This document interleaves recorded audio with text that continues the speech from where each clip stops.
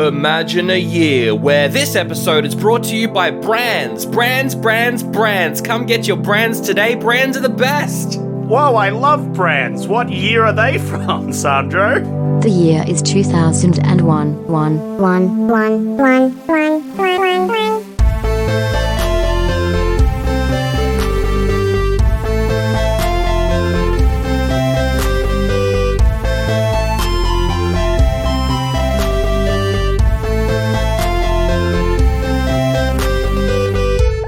Hello and welcome to Oldie But a Goodie, the podcast talking about movies from 2001 in the order they came out in. This week we've got probably the only comic book adaptation this year that some could say is good. My name is Sandro. As always, I'm joined by Zach. Hello, this week's episode is sponsored by the colour orange. Do you like orange? I love orange. Everyone should buy orange. And this show is also brought to you by the brand new show Hitting Them Butterfly Club this week. A Bond Among Us by Innes Lloyd. Joining us to talk about the brands and the things, it's Rob Lloyd. Hello. Hello, it is a pleasure to be back in the saddle. The oldie and goodie saddle with... It's a bit uncomfortable, but you know. It feels good in the right places. It feels so wrong in all the other places. It chafes a bit. It chafes just a little bit. But, you know, chafing is the new orange. So. And that's why I wear my Step Ones. Go to step1.com.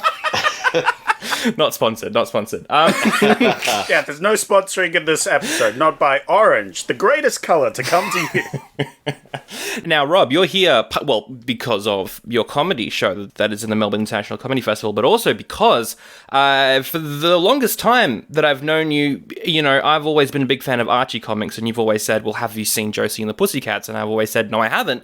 And here we are, finally. I've been meaning to watch this movie for ages. I'm going to pick it, and the only person who can guest on it is Rob, because you've been telling me about this movie for ages. Here you are, the number one fan of this film in Australia. Yep. And I will wear that as a pussycat ears on my head of honour.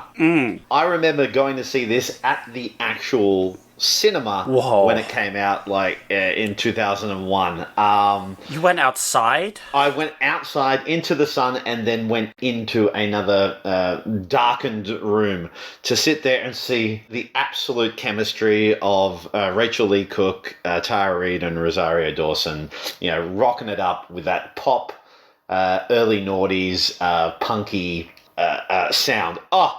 It wasn't even them playing or singing, but gee, they did it almost convincingly. So. Almost, yeah. No, it was the band. I looked it up earlier. Letters to Cleo. They're pretty good. I like them. Yeah, they did a good job. So yeah, I've always it's an absolute bomb. It was like there's no two roads about it. This film did not find an audience at all, but you know, in the 20 years since it's come out. People have reappraised it and have jumped back on the bandwagon. And watching it for the first time in God, I think the last time I watched it was over 10 years ago. It's exactly as I remembered it. It's cute, it's fun, it's silly. It doesn't take itself too seriously. It's a very small story, and it's you know, the music's actually quite good and fun to listen to. I love the songs in this film, and the performances are great. The performances are really cute and fun, and it's not a masterpiece by any stretch of the imagination, but it should have got a lot more love than it did at the time. Yeah, I agree. I thought this was really fun. Definitely captured the vibe of the Josie and the Pussycats comics, which I'm quite familiar with, and was better than Riverdale, so that's good. Zach, what did you think? I'm your backdoor lover. Yeah, I'm your backdoor lover. The only comedy song in the movie, and I love it. Oh, that was great. Oh my god. I had so much fun with this film. This was a great time. I'm so glad everyone's positive on it, because I was like, man, this movie's really fun. Yeah. I was having a great time. I had a big old smile on my face through most of this movie. I even laughed. I even had a good time. Wait, hang on. Is this the first time you've laughed watching a comedy this year? Because I think it's the first time. No. There were moments like in that one incest bestiality film we watched. Don't worry about it, Rob. No. You cannot use the words bestiality in incest in the same sentence and then go, oh, no, don't worry about it. You have mentioned two things that do need to be talked about and discussed and they were together in a film. Yes, the movie Say It Isn't So. If you want further proof as to why American Pie completely ruined teen comedies, check that one out. Yeah. Yeah, no, this is great. I really love this film. I thought it was very fun. Excellent. Well, I'm glad that we all agreed, because I thought that someone might not like it. I don't know. It was like it was either me or Zach. I was like, which one's not going to like it? But we all like it. So that is a good thing. It's a good thing. But before we get any further, Rob, you do, of course, have a show in the Melbourne International Comedy Festival starting today, actually. The day this episode's out. Why don't you tell us a little bit about it? All right. Yes. Well, the show I'm doing, I'm teaming up again with my comedy partner, Mr. David Innes. We're exploring the dark recesses of pop culture. And this year, 2022, is the 60th anniversary of the release of the first ever James Bond film, Dr. No, back in 1962. So, Innes is a huge James Bond fan, and I've tolerated Bond most of my life.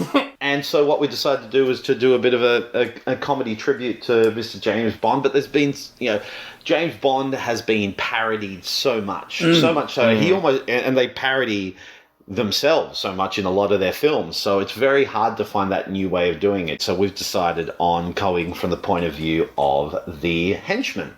So it's the henchman's point of view. They're who we follow, why they're trying to stop Bond. Bond is seen as the monstrous, evil, shadowy figure in the background who's trying to stop them. So it's really exciting. We've got one of our bigger casts that we've done for a Bond show. We've brought in not just one, but two guest performers. We've got Sion Williams playing the lead upper hand, our lead henchperson, who was fun to work with on Shakespeare Aliens, which I did at the start of the year, and Louisa Fitzharding from Impromptunes and The Big Hoo-Ha. Louisa's coming in to bring her comedy talent and singing skills to the show as well. So, yeah, we open on the 11th of April, Monday the 11th of April. We run for a week at the Butterfly Club, our home here in Melbourne, to perform at, and we're on at 7 p.m. every night from the 11th to the 17th. So book your tickets from the Butterfly Club website, butterflyclub.com.au, and come along and see our hilarious tribute to James Bond. Yeah, and, well, I can only go on Monday night, so if you're listening to this on the episode of release, get down there. You might even see me wearing a mask and be like, is that you? But you won't know, because I'm wearing a mask and I won't make eye contact. Exactly, because that's what Sandro does. He doesn't make eye contact. Yeah, he hates eye contact. Yeah. You have to hire him to be a professional working on your project for him to actually acknowledge you with his eyes. So yeah. It's true. I have known Rob for 10 years, and we only made eye contact at the start of the year. Only at the start of the year, first time ever. It was a fun time. You looked at me and you're like the lost boy in Hook, looking at Robert Williams, going, "Oh, there you are, Peter." And when I'm Rob, you're Peter. So yeah, it was odd. It was moving and a little arousing. So there we go. Yeah, that's right. When you hire me, I also have an American accent. Yeah, he hides it well during the podcast, but thick American accent. Yeah. He's a master of dialogue, our Sandro. All right, well, let's get into this episode. Zach, I, of course, chose it, so what were my other options this week? Well, Sandro, you had a few interesting options. We had a Bridget Jones diary. Bridget has a diary and writes about her adventures dating Colin Firth and Hugh Grant. Yep, I think I saw it on Channel 7, and I was like, yeah, it's fine. I had no idea what this film was, and I still don't. It's a classic rom-com. Rob, you've probably seen it, right? I have seen Bridget Jones's Diary multiple times. It's got one of the best fight sequences in the world, where Hugh Grant and Colin Firth battle each other for the love of Bridget Jones, and of course they are the most uncoordinated weaklings ever, so they sort of like just randomly throw kicks and slaps, and it's a great moment, and it's all done to It's Raining Men by Jerry Halliwell. So Now I'm interested. Now that's a banger. Yeah. Hounded. A Disney Channel movie. Woo! We love our Disney Channel movies. We've only seen about 173 of them. About teens getting hounded by a nightmare of a dog. Da, da, da. Joey Dirt. David Spade plays a loser who goes on a long journey to find his parents. That's definitely terrible. I have Kingdom Come, a dysfunctional family reunited to mourn a dead family member. Rapper LL Cool J is in it. Yeah. I was talking about him with a friend recently, and I was like, LL Cool J, he is a rapper, but whenever I hear one of his songs, it feels weird, because I'm so used to him being an actor. Look, Mama Said Knock You Out is one of the greatest hip-hop songs of all time. I will not have a word against it. I still find it weird, because my mum is a huge NCIS fan, so she watches all the NCISs. And because of that, she knows... And it's still one of the weirdest things I've ever said when my mum said, "Oh, that's LL Cool J." I'm going, I have never been able to put in my head that my mother, knows LL Cool J. But of course she does, because she watches NCIS. It's the weirdest thing, my mum there saying the words LL Cool J. But yeah, out of all of those options, I mean, Bridget Jones, it's a classic. Everyone loves it, but it's, we've got to do Josie. The whole point, I was always under the impression that, the whole point of Oldie But a Goodie is to really, shed new light on those films that have been lost throughout time and history. Yeah, and I think this film's one of them. And I'm so glad that you've invited me here to finally step onto my leopard print soapbox that has been gathering dust under my bed for the last 20 years. I can finally bring it out. Stand on there and say, those 3 words that were way too late. This film rocks. There you go. That was you standing on the corner of Flinders Street Station yelling that from your soapbox back in 2001. That's right. But instead of spitting out vile hate and religious doctrine, I've been singing the lyrics to, three small words from Josie and the Pussycats. So it's a banger. Or Pretend to Be Nice. I'm okay. I'm done. Wait, we've still got like an hour or so. I'm definitely sure you're not done. Oh, Zach, that is very hopeful that you think that I'll be done ranting and raving in an hour. Every time you go into a Rob Lloyd guest appearance on Oldie But a Goodie, go, this will go for an hour? Yeah. Right. Yeah, there's about 5 hours of extra recording that we have to cut out. Do you want the uncut version? Yeah, and that will be dropped on Patreon. Patreon.com/Oldie But a Goodie Pod. Get your review of Death Row Game Show right now. We reviewed it. Is it just The Running Man? Yes. Yeah, but... yeah. All right, Josie and the Pussycats, though. Yeah. This was released April 11th. It is based off the comic book of the same name from the Archie Comics universe. That's right, before it was Riverdale, it was good. It's written and directed by Harry Elfont and Deborah Kaplan. They both wrote and directed it. They also both wrote and directed a teen rom-com called Can't Hardly Wait. They've done stuff on their own before as well. Kaplan is actually involved in the writing of the Flintstones in Viva Rock Vegas. She helped write that, which is a throwback because, of course, your first episode on this show was the Flintstones movie. Was the Flintstones. Which is a great movie that I was bullied into rating an oldie, I will say. I was bullied, coerced. It's a great movie. I think you're rewriting history there. Yeah, I don't know. Much like the Flintstones rewrote history that they were talking dinosaurs. But there were talking dinosaurs, okay? And you can use one as a washing machine, alright? He would gargle the plates and spit them out clean. For the cast, Rachael Leigh Cook is in this. She plays Josie. She was, of course, in the Babysitters Club movie. And we've got to mention the classic rom-com and best poster of all time, She's All That. Yeah, her and Freddie Prinze Jr. Yes. She's also a recurring voice actor on Robot Chicken. And, of course, the Robot Chicken guys themselves, Seth Green and Breckin Meyer, are in this movie as members of the boy band. So maybe they all met with this movie and they went off and made that show. Who knows? She was good. She was good. Yeah. I like how awkward the teens were throughout this film. Well, that's what I'm trying to figure out. I never thought that Rachael Leigh Cook was that good as an actor.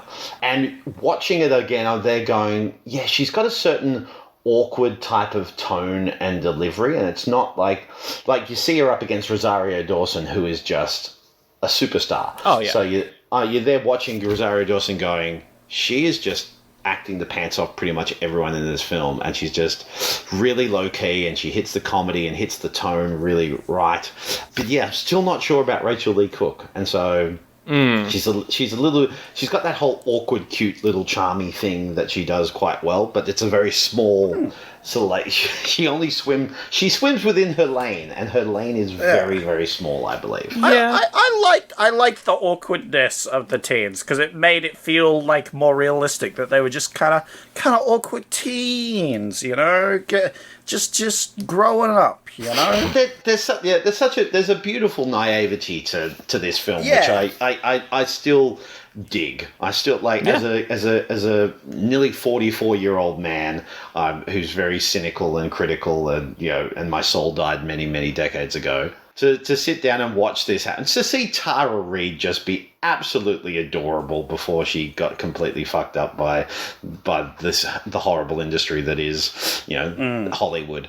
But she's so funny, and she's so sincere, and she's so silly, and she's so cute. It's just this beautiful, naive sort of like view of the world, and just going, a little punky pop group from Nowhereville can take on subliminal messaging and Parker Posey and the government. Yeah.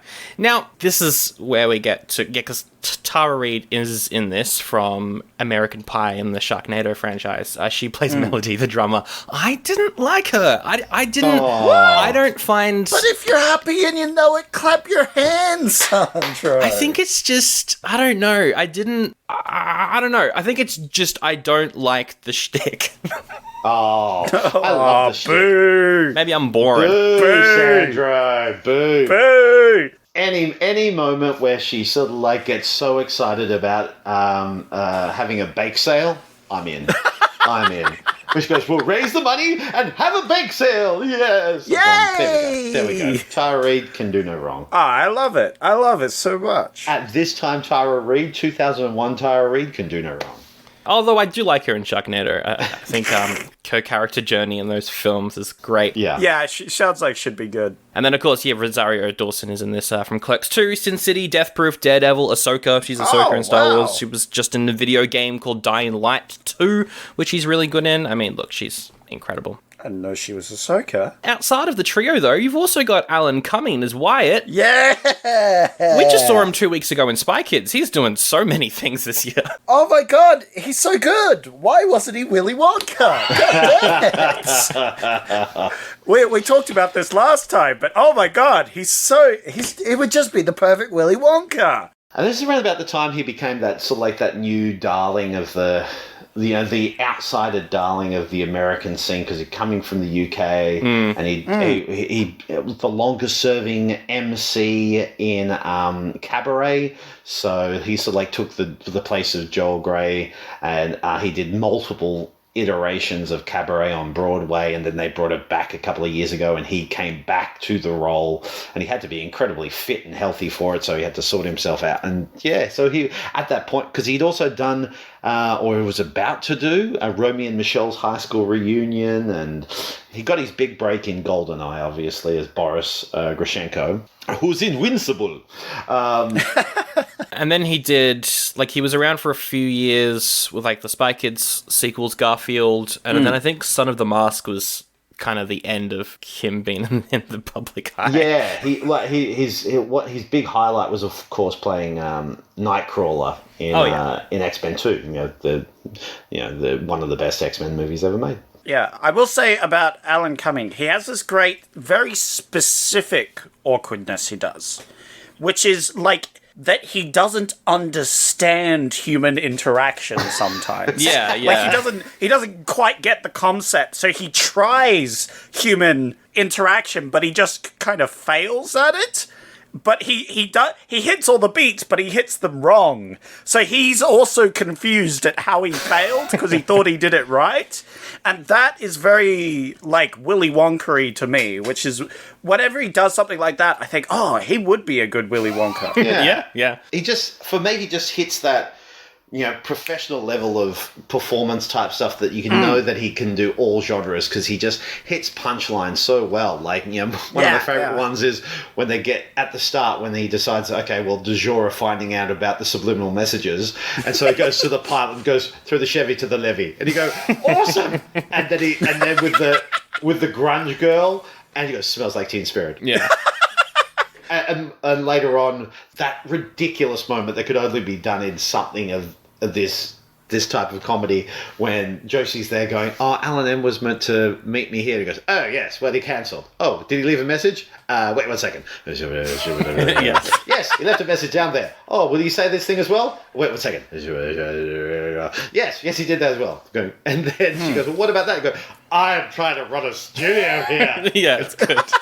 It's Great. good. Love it. That's great. He's really good.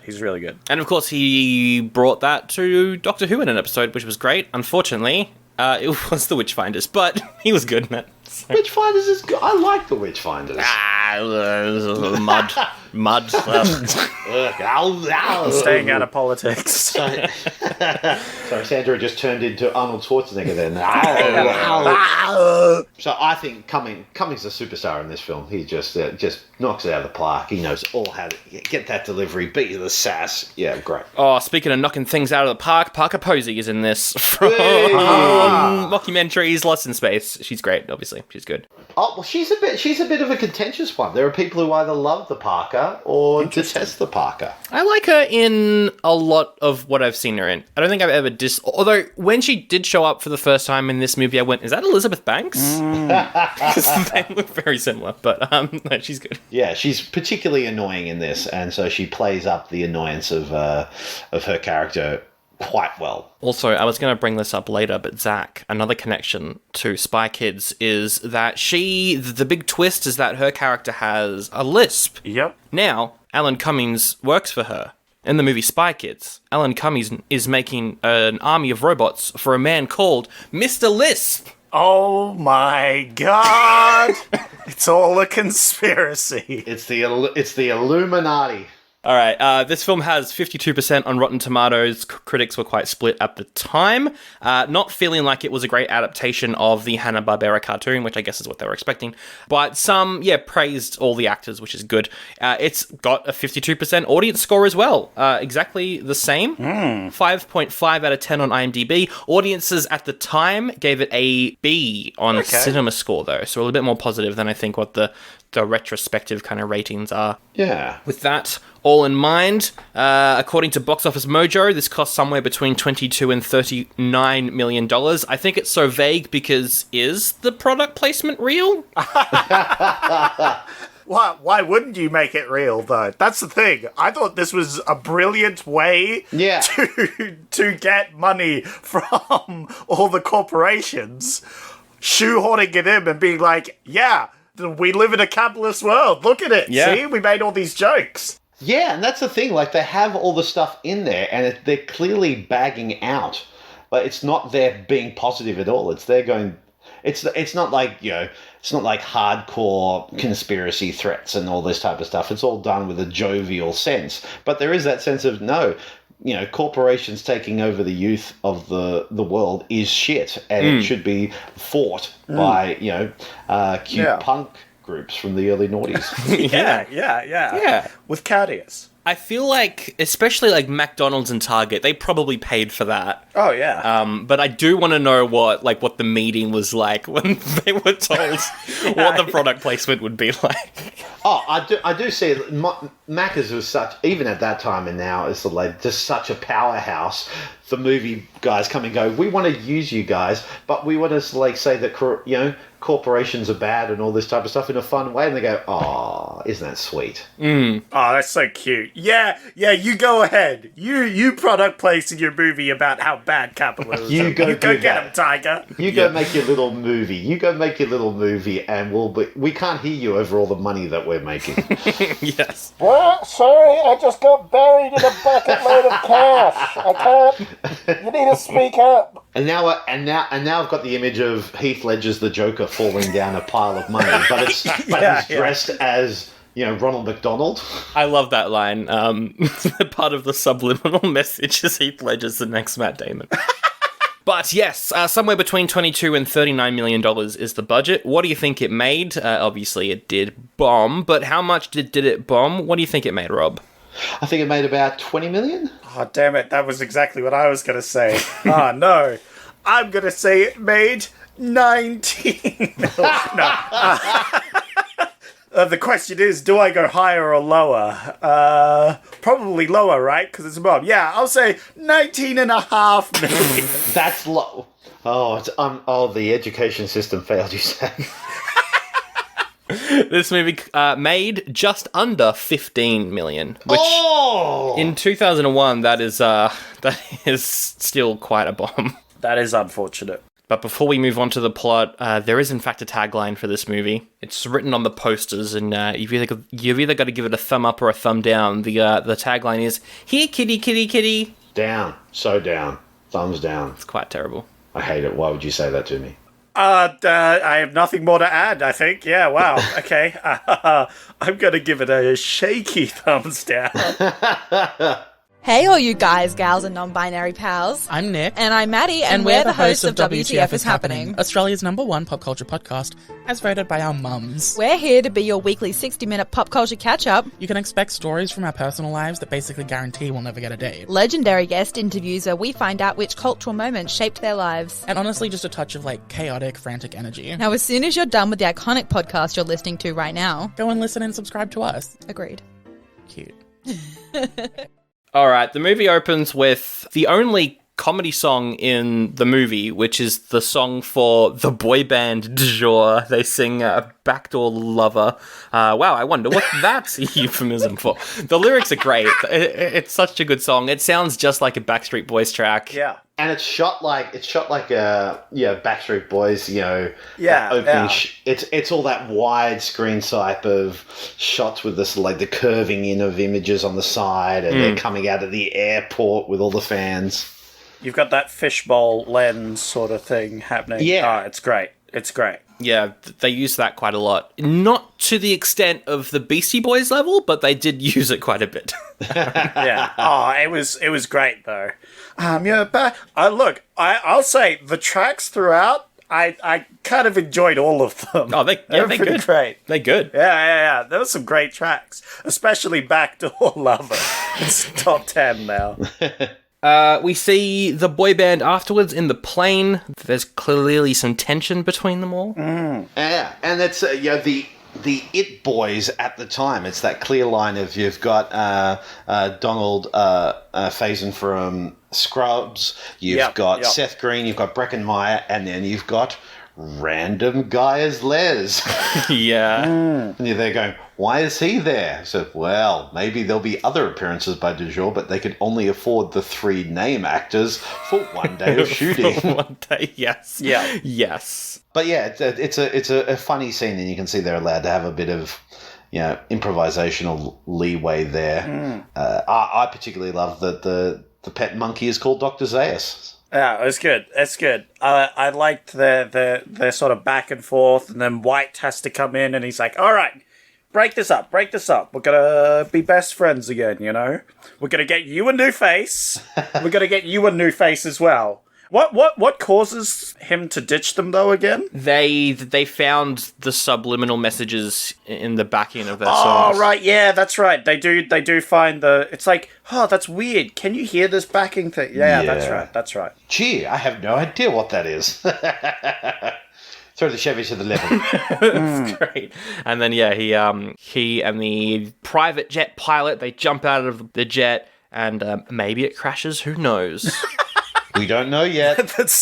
such a stupid joke later. I do like how he arrives perfectly, Wyatt, and just sort of like presses the button and his parachute just falls off. And you watch the background and you see the pilot just gather his things and just run off into the woods for no apparent. Yeah.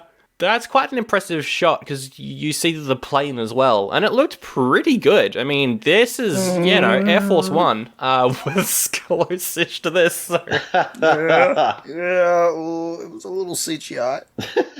Possibly just a little. But then the opening credits hit. We get a really solid pop-punk track as we're introduced to the band. There's a joke where Tara Reid is holding a sign that says, "Honk if you love Pussycats," but the cats is behind a pole and a bunch of guys crash into each other looking at the sign. But I love the fact she looks so distressed, she just drops the sign and she runs away, but with her hands up in the air. Yeah. She's sort of like, I went, oh, I love it. I love it. They really lean as well into they are from the town of Riverdale. And I was like, I wasn't expecting them to lean that heavily into the Archie world. So that's nice of them. There's no Archie in this movie, though, but maybe it could have been cool to have some Ginger Kid walking around in the background. Well, I wonder if that was the plan. If it carried on, would they have created the early days of a shared cinematic Archie-verse? It's tough because it's like in 2001, particularly Jughead. Would a Jughead movie work? Probably not. Well, that's the thing. I don't like how they've made Jughead this, sexual being. He was always asexual. The only thing that turned him on was food and hats. But yeah, you're right. The world was too harsh a place for such a beautiful cinematic universe to be created. It is very cute at the end of the credits how they introduce the other supporting roles as well. So you've got, Alan M is introduced, played by the great Gabriel Mann, who I used to watch religiously when he was in Revenge as Nolan, as sexiest man in Riverdale. And then you've got Paulo Cosentino, who we haven't seen for ages, but he was in like Road Trip and stuff like that as the manager, who's an actual character from Josie and the Pussycats, and Missy Pyle. Yep.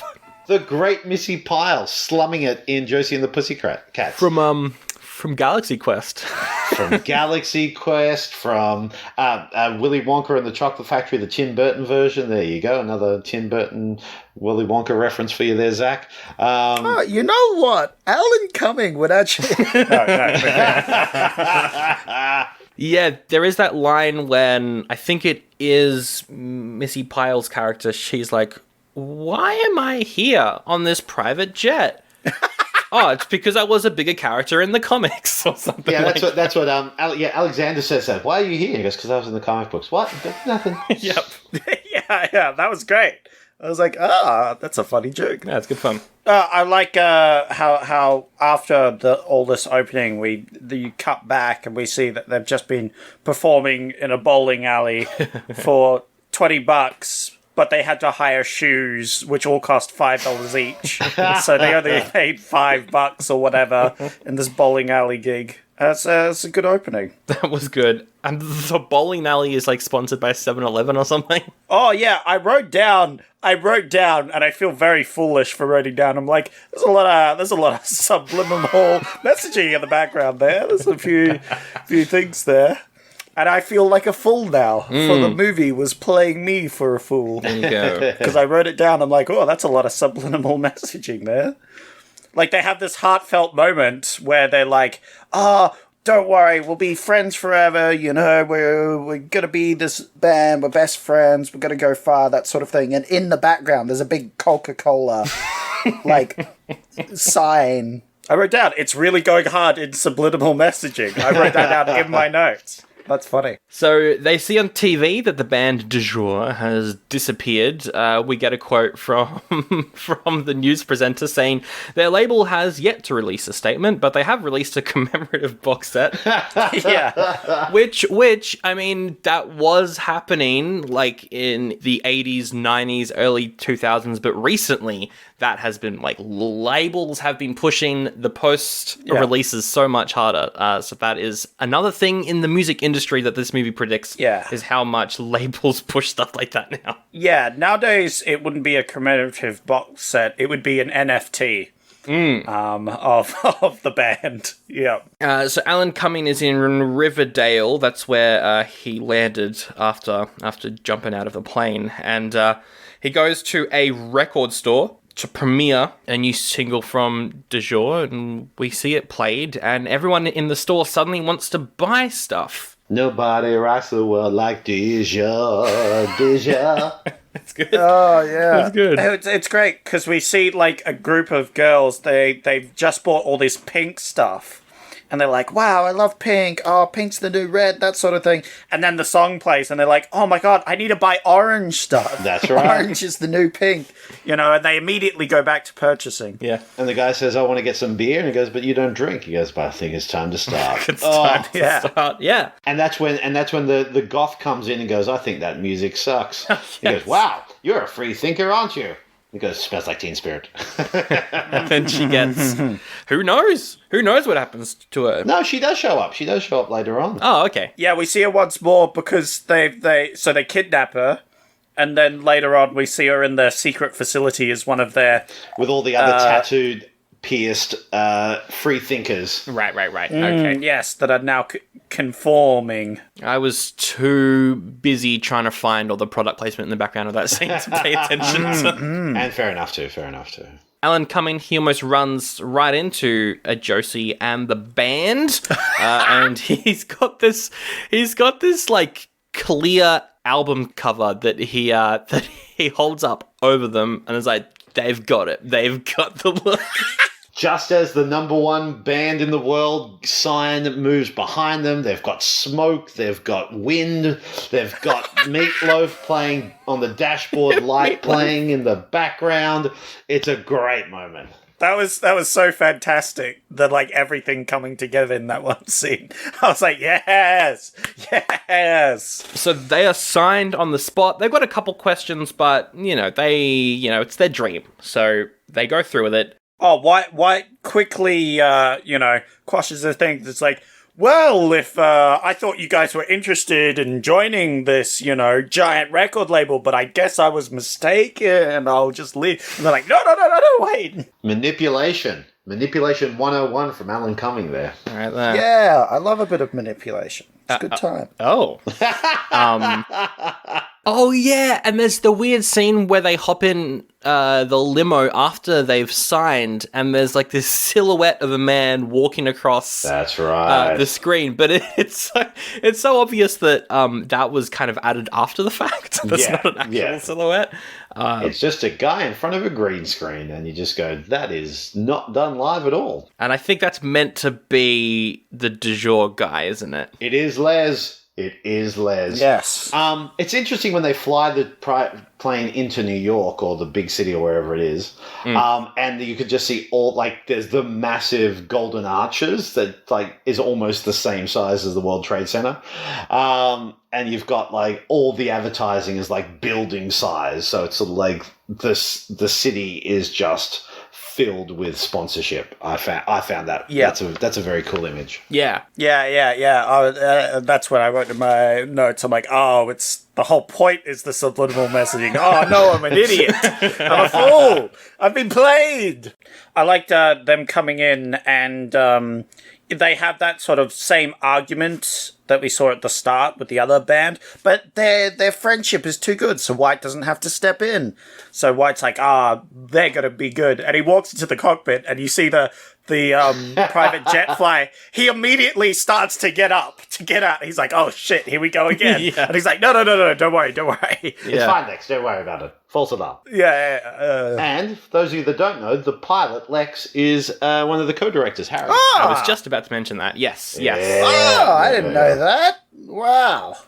One thing I was going to mention about the product placement is I wonder if in 4 years we'll get an article from Variety or Deadline or Vice where they're like, you won't believe it, but Josie and the Pussycats is actually about product placement. just like how on the 30th anniversary of Starship Troopers, everyone was like, this movie is actually about war. It's actually a satire. Yeah. My God. We see that the record company actually has government funding as they give a tour of the facility to this guy. And yeah, they are brainwashing trendsetters using subliminal messages. They've got a short documentary where Eugene Levy plays himself. I just love that guy, so it's good to see him in anything. Yeah. And then right at the end, a random girl in a gold bikini comes out with an American flag. Yes. Yeah, of course. Because this is America. Love it. This is Americans' youth. Because they have disposable income and no responsibilities, so let's take all their money from them. Yeah. Apparently, they also put subliminal messages in the back of like Elvis's music, and that's why he died. Yeah. Because one of them asked the questions. It's like, what happens if the band figures it out? You know. And then they just list a whole bunch of bands that like broke up or died. Yeah. I think she says at one point, it's like that Chinese spy knows what's up. The Chinese guy knows what they're talking about, and him in the background just nodding, going, mm-hmm. They bring Josie into the very TARDIS-looking studio. Yeah. Oh, yeah. Yeah, it was very TARDIS. And they record a song. They've got this mixing thing. It's not a mixing desk. It's the Mega Sound. It's the Mega Sound 8000, which is this giant monolith that apparently adds the subliminal messages into songs. I don't know why they couldn't just, like, edit them in. They've got to be recorded live, apparently. But anyway. Apparently, and it needs to be the size of a small house. Yeah. Yeah. Well, we don't know how the subliminal messaging works, right? Like, later on, we do see just a sound desk, and then one of the tracks in the background is just the subliminal messaging. Which didn't make any sense because they insert a CD into the sound desk and then remove the layers? How? Yeah. How did they do that? Although, that did predict that new thing that Kanye's been shilling, where you can isolate the tracks and mix it all yourself and stuff. So they did predict the future. Maybe it's the future technology. Maybe this is set in the future. Maybe. Or maybe the writers just don't know how music works. Look, I can't believe you're finding plot holes in this In this impeccable... exquisite piece of early naughty cinema. Yeah. True. At least there wasn't a hacking scene. Well, that's it. And because I think my excuse, I'll play devil's advocate for devil's advocate for you it. are advocate. You are so advocate. No, you. The mixing machine could maybe it's putting it in as they're singing it, like weaving it in with the words. I don't know. Oh, also the subliminal messages are a Mr. Movie Phone.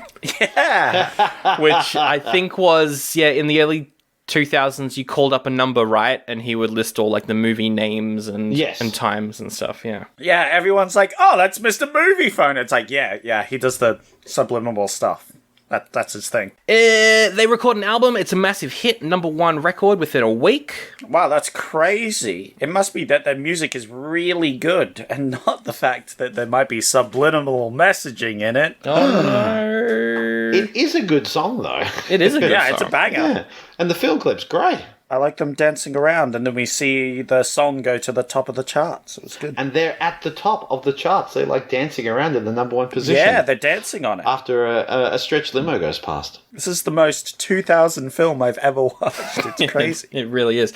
And there's like some good outfits and stuff. There's the leopard print, which you mentioned earlier, Rob. There's like a sparkling sort of thing that they're wearing at one point. Oh, they have such variety, such range.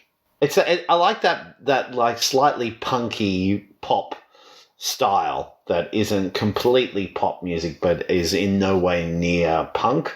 But it was that kind of style that was around at that time, which was not edgy, but it just had a bit more bite to it than just poppy type songs. Yeah, it was slightly before Paramore and Avril Lavigne came on the scene with their everything sucks attitude, which I like that music as well, but...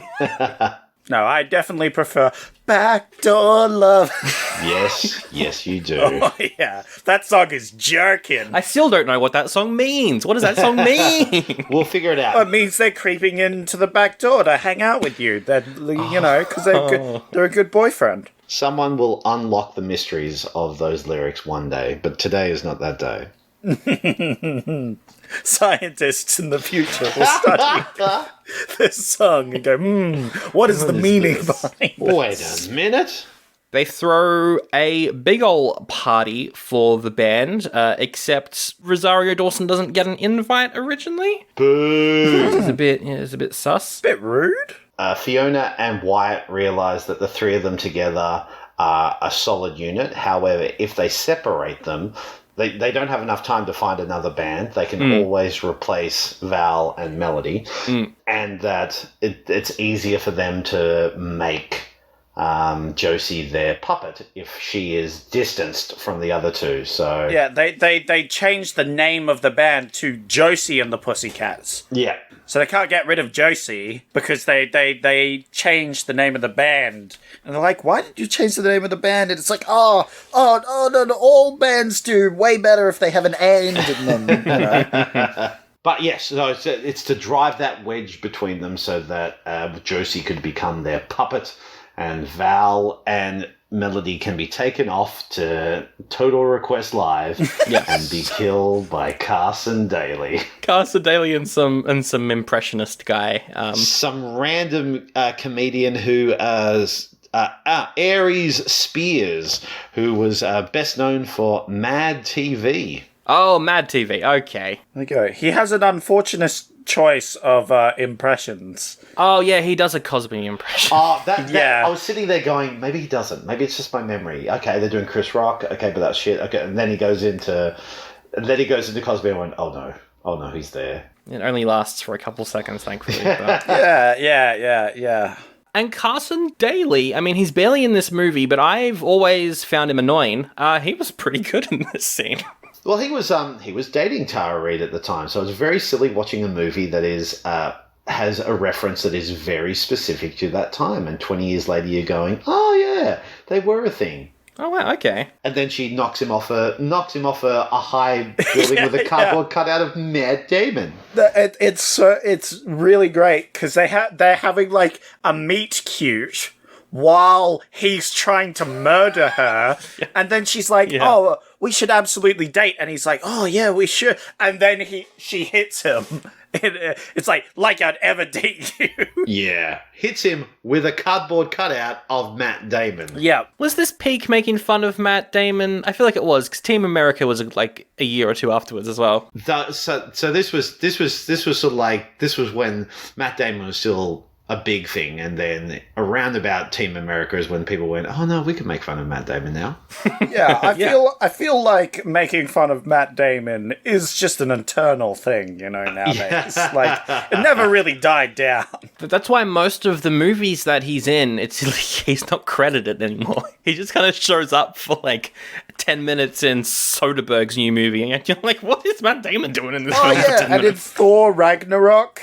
Yeah, he's just randomly in there. Oh, it was great. So they beat up those guys. Meanwhile, Josie is being brainwashed. They've given her a special remix. Valerie and Melody, they show back up after knocking out the would-be murderers, and they're like, Josie, what's up? And Josie's like, I don't need you anymore. It's very sad when Josie does the thing when she explains to Melanie that puppies grow up into dogs who then get old and die. Holy crap. I was like, no! I remember that moment because that is when my heart broke. Yeah, I was like, even under subliminal messaging, that was cruel. That's cruel. That was like, that's uncalled for. And you know what? That wasn't even in the script. That's just Rachael Leigh Cook being a bitch. Okay? She was scarred after she saw that.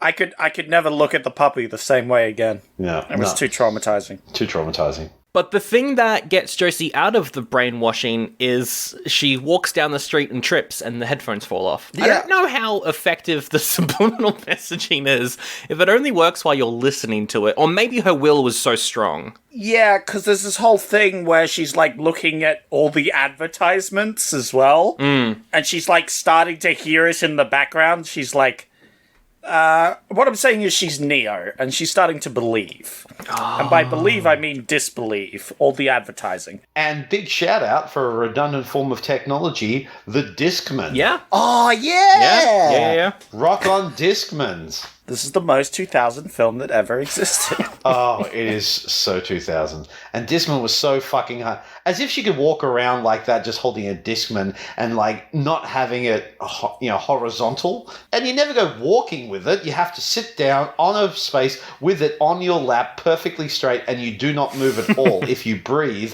it skips. Yeah. That's what I was going to say. Like, all these movies depict people going out with it like it was an iPod or something. Which I also had. I got one of the first generation iPods, and that was a game changer because I could take it with me. That was about the size of a brick. Yeah. I was a bit behind the times. I was still just walking around with a giant tape deck. You didn't have a ghetto blaster on your shoulder? Oh, I imagine the tape deck was a ghetto blaster. And I was just blaring, like, the original non-Madagascar version of I Like to Move. So the inferior version. The inferior version, yes. Yeah. So anyway, she realizes that she's been brainwashed and she's like, uh-oh. But she's got the concert coming up. They've got the massive concert coming up where everyone has to have the brainwashing kitty cat ears, either watching at home or at the concert. Yeah. Oh, which again, they predicted because you can't go on Twitch now and not see someone not wearing those kitty cat ears. That's right. That's true. That's very true. But yeah, they're getting ready for the concert and she goes to the rest of the band, right? She's like, you gotta believe me, subliminal messaging. But then they all get captured by Fiona and the American government and are taken to the venue. That's right. And then Melanie and Val are threatened to be killed in a car accident that's going to blow up in the car park. Oh my god, that was so brutal. They literally showed them a news report of their own deaths. Yeah. And and how they're going to die in that car over there. And it's like, oh my god, this film got really dark really quickly. Oh my god, That's horrifying. Oh, and of course we are in the arena scene. And this is the best joke I will make all year. Okay, I'm ready. They are in the Sega Mega Arena. I bet it's got pretty good Sonics. It's the best joke you can hear from me all year. I have to go. Yeah, no, that's fair. I'm also leaving. Hey, Rob, do you want to go make a new podcast without this? Yeah. A Sonic but a baddie. Oh, no. Yeah. Oh! It's where every week you say that joke you made sucks. That's the whole podcast. Words hurt, Rob. Words hurt. Yeah, but that joke hurt more. Look, yeah, I it was good, Sandro, but I was kind of wishing the days of Aries Spears and his version of. No, I couldn't even say it. I'm not going to say it. I'm not going to say I prefer to hear Aries Spears' impersonation of Bill Cosby. Overhearing your Sonic the Hedgehog joke. Luckily, I stopped myself from that, and there's no recorded evidence of me actually doing that joke. Yeah. That would be problematic at best. And if, of course, it was said on the podcast, I'd probably cut it out, right? Yeah. All right. Yep. Am I right? Yep. Right.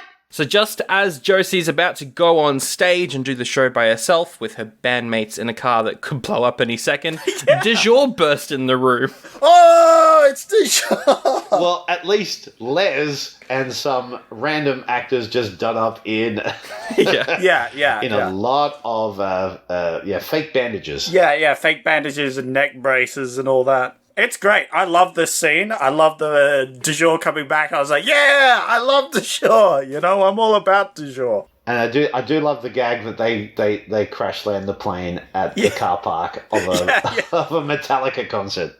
Yeah, it's great because somehow they managed to fly the plane. We don't know how, but apparently they did. They were like, oh yeah, we managed to land the plane fine. Unfortunately, we landed in a Metallica concert and they got beaten up. Yeah. Well, aside from Les, who knows the lyrics to Enter Sandman. All the lyrics to Enter Sandman. Which is great. But also, I'd like to shout out to Metallica fans who are very gentle. They're gentle giants, you know? They are gentle lovers. But also, I want to say as well, saying I'm glad that Metallica fans didn't beat me up because I know the lyrics to Enter Sandman is like saying, I'm glad the Radiohead fans didn't yell at me because I know all the lyrics to Creep. Yeah.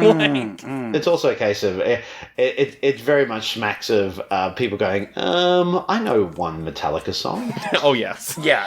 Because the hardcore Metallica fans would be going, well, nothing else matters, that'd be a better choice. So during that scene with Du Jour, I guess Josie managed to free the rest of the band during that whole distraction. That's Because right. they're all free now.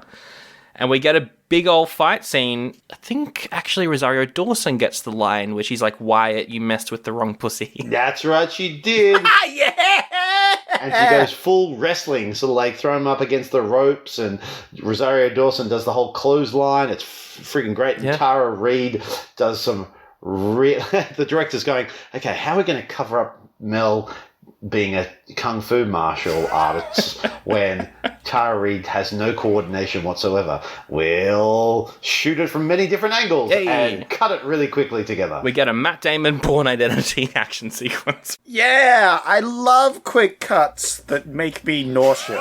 And then she scares another security guard away by going, yeah, you want some? You want some? Oh, Tara Reid. Turns out the subliminal messaging for the concert was going to be convincing everyone that Fiona's cool. Because then we realized that, yeah, she does have a lisp and she's wearing fake teeth.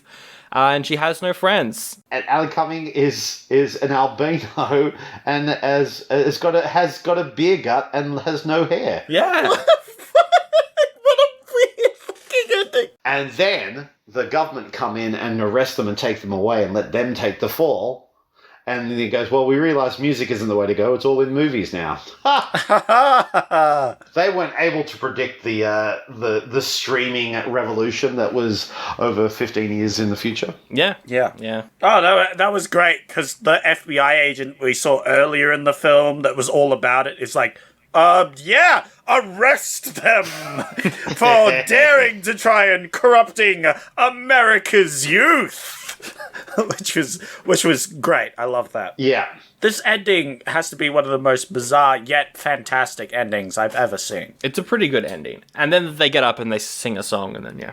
It is a cute moment when everyone's copying them and Josie just says, just listen to it, you make your own mind up, and you go, oh, look at that. Cute independence beats, capitalism any day. Yeah. Yeah. And then it ends with some bloopers, which I miss. Oh, yeah, that was great. I enjoyed the bloopers. Let's not forget that Alan N comes back being crowd surfed to the stage where they awkwardly reveal their love for each other. Oh, and of yes. course, Alan N calls Alan Cummings a dick while being crowd surfed. That's great. And also, yeah, like Josie steps away from the microphone to talk to him while the band keeps playing and the crowd is still screaming. I don't know how they were having a conversation. It was a whole other time. That's how gigs used to happen in the early noughties, Sandro. That was, and that's the end of the movie. We got some songs. It wraps up. It's a good film. And we have a new punk version of the original Josie and the Pussycats song. Yeah, that was good. Oh, yeah. Yeah. And if you stayed long enough, you got to hear a full rendition of Backdoor Love. Yeah. Which I sat through, for sure. Oh, I'm sure you did sit through that. I bet you did. Yeah, I bet you did. I took it all. Well, on that note, I'm definitely giving this movie a goodie. It's a good film. It's a lot of fun. If you haven't watched it, I think it still holds up. It's mostly fine for kids, I guess. I think most of the jokes would probably go over their heads. I think it's very cute. I remember it being cute, and it's still very cute.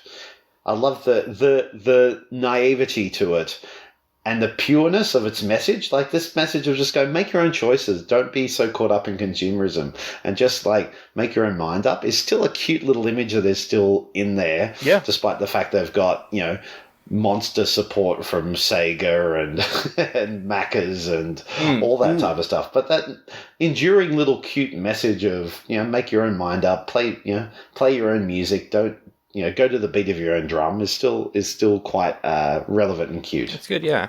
And also, all the music industry stuff is still very relevant. We've got artists speaking out against it.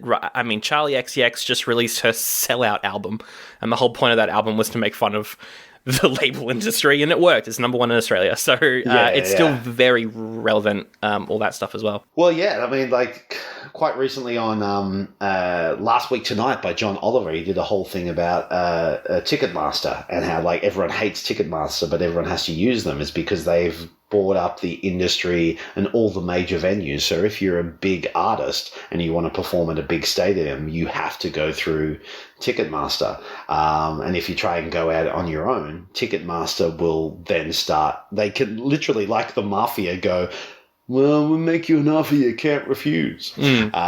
So this whole, corporation controlling music and the industry and the live performance scene is even more relevant than it was back then. So, and even more important to, bring light to.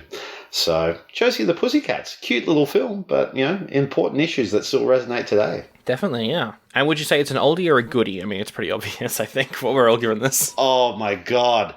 I have been wanting to say this for 20 years to anyone who would listen. Josie and the Pussycats is such a fucking goodie. Zach, what are you going to rate it? Oh, sorry. I was just thinking about the Monopoly board game. For some reason, that came to mind. I don't know why specifically the Monopoly board game came to mind, talking about Ticketmaster and all that stuff. But so weird. Anyway, this movie was great. I really enjoyed it. I thought it was very cute. It didn't take itself too seriously. Fun message. It was very 2000. The songs were bangers. I was just like, oh, this is great. I had a big smile on my face the whole time. It was very entertaining. I particularly enjoyed the first 5-8 minutes of the whole film was this de jour thing, and then just them getting quotation marks murdered. Yeah. I was like, wow, this is a great start. Hey everyone, I'm Kayla. And I'm Audrey. I have never read Lord of the Rings or seen any of the movies. This includes the original trilogy or the Hobbit movies. The only experience I have is reading The Hobbit in the 7th grade. Meanwhile, I've lived and breathed Tolkien for almost 20 years. Books, movies, all the extensive universe stuff, you name it, I've read it. Poorly written fan fiction. Also that well-written fan fiction. My own fan fiction. Your own fanfiction is probably amazing. Join us on our journey to read through the book chapter by chapter in every single episode. You can yell along with me and laugh along with Audrey, or you can read it for the first time right along with me. The show is called Mordor She Wrote, and you can find us on Twitter and Instagram. With 3 goodies for Josie and the Pussycats, it's time to move on to the next segment. Now, Rob, things have changed a little bit. If you would remember back in the day, we used to pitch sequels, right?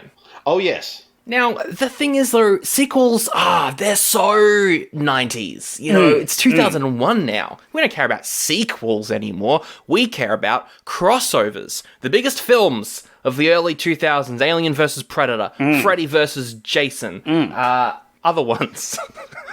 So what we're going to do is I've got a random number generator. It's going to generate a number between 1 and 171, which is the number of episodes that we have done. The number it lands on, crossover between Josie and the Pussycats and the film we reviewed on that episode.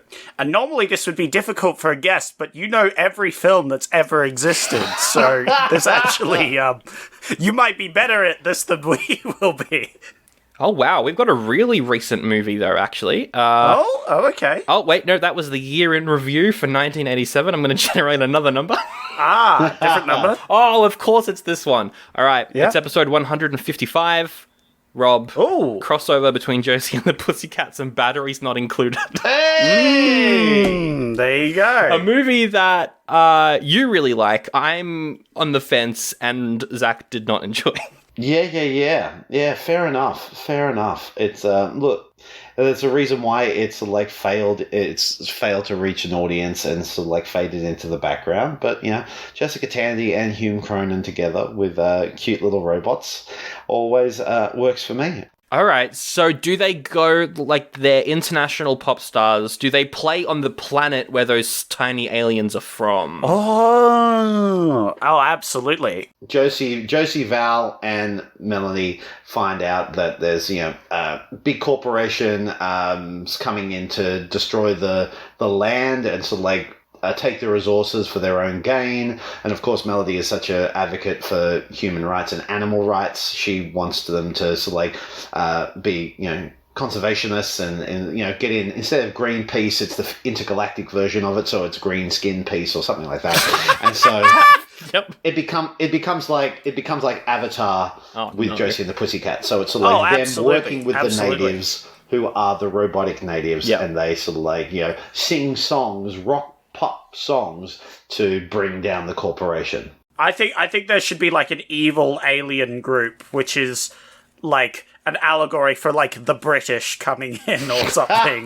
Yes. Yeah. Oh yeah. The corporation have their own figurehead, which is this very corporate sort of like boy band, sort of like de jour type thing. Oh, it's a boy band. Yeah, but they're super corporate. Oh, yeah. And they have their own evil songs. Yeah. Oh, yeah. This time they're singing about front doors.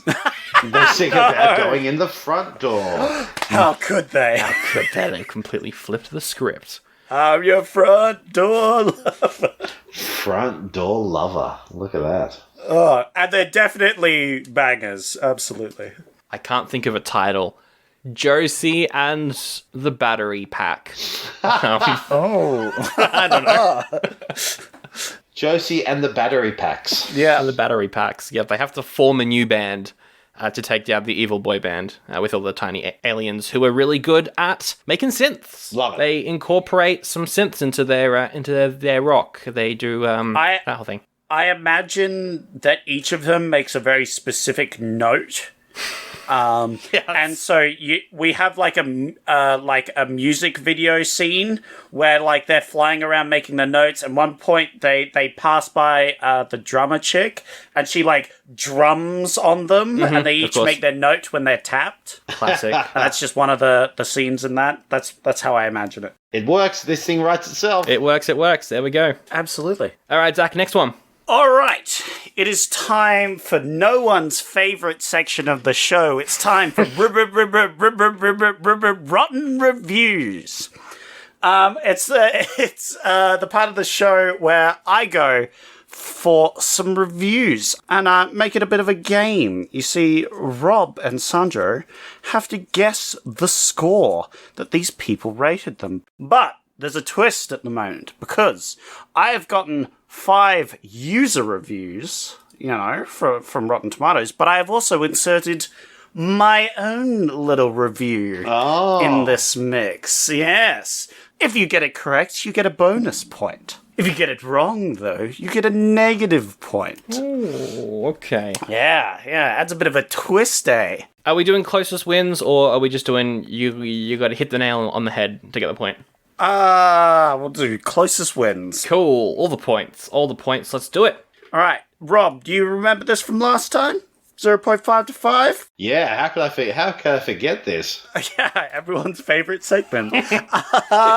And the first review is from Jessie, who says, so confused in its approach and message that it actually reaches a point where I wonder if it's a satire of satires? What? Because of the ads? Is that why? I don't know. Look, don't ask me. I give it 2 stars. Yeah, I feel like you're pretty close there. I'll go 1. 1. Ooh, it's 1.5. So you both get a point, as you're both equally as close. And in the end, we are all equals, aren't we? That's true. That's damn right. In this product placement world. We have Monique, who says, consider the many teachable moments. That's it? All right. That's the review. Many teachable moments. I don't know. 3.5. 2.5. 2.5. It's 3 out of 5. We both get a point. Once again, both get a point. Nice. As you both equal away. I'm seeing a theme here. Interesting. All right. We had Matt, who says, Josie and the Pussycats is a colourful, bubbly, and ridiculous film that's impossible not to enjoy. Oh, that's nice. I give it 4. Because it's Rotten Tomatoes, I'm going to go 5 out of 5, actually. It's actually 3 out of 5. Oh, Same as the last review, which means Rob gets the point because he was closest. Nice. We have Autumn, who says, "This is the most 2000 film I've ever seen. I can't believe this film made me laugh out loud. Would drink the new brand of orange coloured Coca-Cola and watch again." Interesting. I'm going to guess that one is a 4 out of 5. Yeah, I'll go 4.5. Ooh, that one's 4 out of 5. Sandra was right on the money there. Which means we're tied again on 3 points. I'm also going to guess that one's your one, because you also kept saying it was the most 2001 movie you've ever seen, all throughout the episode. It's almost like you were doing a check-off. It's the most 2001 movie of all time. That's ridiculous. Rob, would you like to guess that as well? Yes, I'll guess that as well. Because it is my review. Yeah. I was subtly hinting. It wasn't subtle at all. Aha. If I can pick up on that and not that the person that Alan Cumming kidnapped was in the government facility. Yeah. Wasn't very subtle. All right. We have Robert who says, "Was boring and bad music." Well, fuck you, Robert. That's what I say to you. Jesus Christ. Thank fuck that's not me. How dare you hold my name, Robert? How dare you? Oh, wow. Yeah. Someone needs to hold it back. Rob, calm down. It's just a review. 1 star. 1 star. I'll go 0.5. It was 1 star. Oh, 1 wow. star. One for Rob there. Well done. Well done. And finally, we have Amy's review who says, "Utterly ridiculous. Sometimes in life, you need a non-consequential film that just takes you for a ride. Loved it." Loved it. That is very positive. 5 out of 5. Why not? End it on a big one. 4.5 out of 5. It's 5 out of 5. It's 5 out of 5. And speaking of 5 out of 5, we both end that game on 5 points. Hey! Excellent. Well done. And that is the episode right there. Thank you so much for listening. As always, Rob, thank you for coming on the show, as always. Thank you so much for having me on, guys. It's always a pleasure. Check out Innes Lloyd's A Bond Among Us this week at Butterfly Club. What time are you on? Is it 8:30? We are on 7 p.m. It says 7 p.m. for all of this week. Link in the episode description. Check it out. If you like the show, you can review us on iTunes and Spotify. That really helps get the show out in front of more people. As mentioned earlier, we are on Patreon. If you have got a spare couple dollars hanging around and want to get some bonus content, you can jump on there. The ad-free feed also goes over to Patreon now as well. We're on Facebook. We're on Instagram. Thanks to Josh Cake for our theme song. Thanks to That's Not Canon Productions, our podcast network. I think that's everything to thank. Yeah. Now, Zach, it is your turn to pick a movie. You're picking next week's episode. As always, you can enlist Rob's help on this one if you want, because I think it's going to be quite a tough decision. Oh, okay. Interesting. All right. You've got a bunch of options. Your first option is called The Body. It's an Antonio Banderas film. He's a priest who is sent to investigate the supposed finding of Jesus's remains. Well, I do love Antonio Banderas. He's one of my favorites. I don't think I've ever heard of that movie before. I also haven't heard of The Center of the World, in which a millionaire hires a stripper to hang out with him in Las Vegas for 3 days. Nice. That was not what I was expecting the plot to be after hearing The Center of the World. You've also got Crocodile Dundee in Los Angeles, the third film in that series. Paul Hogan's famous character goes to Los Angeles to hang out and prank people, I guess. Talk about his knives. Crocodile Dundee, though. We kind of need to do that at some point, that whole little series. Can we just do Mad Max instead? Well, that's true. We also need to do Mad Max, because we're an Australian podcast about movies, right? We should do Crocodile Dundee. We should do Mad Max, you know? I think I've seen maybe half of the first one and then turned it off. Have you seen them, Rob? Have you seen the trilogy? I have only seen 1 and 2. Okay. Yeah, sorry, gents. I did not finish off the trilogy. But you know what? You're forgiven. I don't think anyone's obliged to finish that series. After finishing the entire Police Academy series, I'm not forcing anyone to watch the entirety of anything. Yeah, fair enough too, yeah. You've also got Freddy Got Fingered, a surreal, semi-autobiographical comedy film about a guy who wishes to be a cartoonist. He's also got a mean dad or something. Oh, God, not another film about a cartoonist. And it's called Freddy Got Fingered? Oh, God. That film's actually got quite a bit of a cult following, though. Some people love it, but most hate it. Oh. And then your final option is the Lunshin defense. A chess grandmaster meets a young woman in a tournament in Italy, and they maybe fall in love, or maybe he teaches her chess or something. I'm not entirely sure, but it's a chess movie. Which one are you thinking? Well, I'd like to throw this one over to my good friend of the show, Rob. What do you think? Well, look, it's a tough decision between, do you go your Tom Green opus of Freddy Got Fingered, or do you go with the difficult third album, trying to bring home that trilogy, much like The Godfather Part 3 with Crocodile Dundee in LA, I think is the third one. Yeah. I do want to do the Crocodile Dundee stuff, but what's your thoughts on Freddy Got Fingered? What's your professional opinion? Well, if it had any type of professionalism connected to it, I could have an opinion. All right, so you're on the side of people that don't like it. So perhaps not that one, although that does sound fun. It could be more Patreon, because I think it is more like sketch-based. It's not really a story sort of thing. Yeah. Right. Oh, yeah, it's one of those. Well, they are good for the Patreon. Well, I guess I'll go with Crocodile Dundee. Great. Yeah, look, go see the third film so I don't have to. That's, you're doing it as a public service. Zach, though, it's a sequel, which means I guess you've got to watch the first two? Yeah. That's my plan. I don't want to just watch number 3. That sounds awful. We'll wrap it up with the best quote from Josie and the Pussycats. What have you got, Rob? It's got to be, for me, my favourite quote from the whole film is, put the Chevy to the levee. I think my favourite quote is from Valerie when she says that things have been different since we left Riverdale, and not a good sort of different. Because I feel like I disagree. I think things have been different since I stopped watching Riverdale, but they've been the good sort of different. They have been a very good. Yeah, because that show has got aliens in it now, apparently. Anyway, what's your favourite quote, Zach? Yeah, I got 2 quotes, so I'll say the first one first. It's I think you should say the second one first, actually. I think that would be... Oh, okay. All right. I'll do that then. This is your own fault. That one is Gatorade is the new Snapple, which I thought was great. We don't get Snapple in Australia. It's a shame. Yeah. We just get Gatorade, so I related to that one.